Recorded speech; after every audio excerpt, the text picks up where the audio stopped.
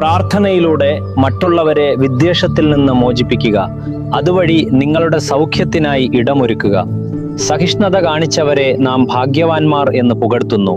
ഇയ്യോബിന്റെ സഹിഷ്ണുത നിങ്ങൾ കേട്ടും കർത്താവ് വരുത്തിയ അവസാനം കണ്ടുമിരിക്കുന്നു. കർത്താവ് മഹാകരുണയും മനസ്സലീവുമുള്ളവനല്ലോ. യാക്കോബ് 5:11.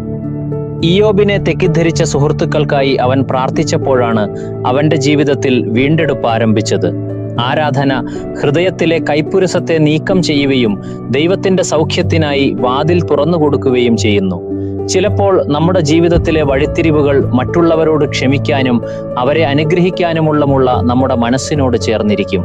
പ്രാർത്ഥന നമ്മുടെ ശ്രദ്ധയെ മുറിവുകളിൽ നിന്ന് സൗഖ്യത്തിലേക്ക് മാറ്റുകയും ദൈവത്തിന്റെ കരുണയോട് നമ്മെ ചേർത്തു നിർത്തുകയും ചെയ്യുന്നു. അടഞ്ഞുപോയ ഒരു പൈപ്പിലൂടെ വെള്ളം സുഗമമായി ഒഴുകില്ല. ആ തടസ്സം നീങ്ങിക്കഴിഞ്ഞാൽ ഒഴുക്ക് പുനഃസ്ഥാപിക്കപ്പെടും. കൈപ്പുരസം നമ്മുടെ ജീവിതത്തിലെ ദൈവപ്രവൃത്തിയെ തടസ്സപ്പെടുത്തുന്നു. എന്നാൽ പ്രാർത്ഥന അവിടുത്തെ അനുഗ്രഹങ്ങൾക്കായുള്ള വഴിയൊരുക്കുന്നു. ഒന്ന് ചിന്തിക്കുക, പ്രാർത്ഥനയിലൂടെ ഞാൻ ഇന്ന് ആരെയെങ്കിലും വിദ്വേഷത്തിൽ നിന്ന് മോചിപ്പിക്കേണ്ടതുണ്ടോ? നമുക്ക് പ്രാർത്ഥിക്കാം.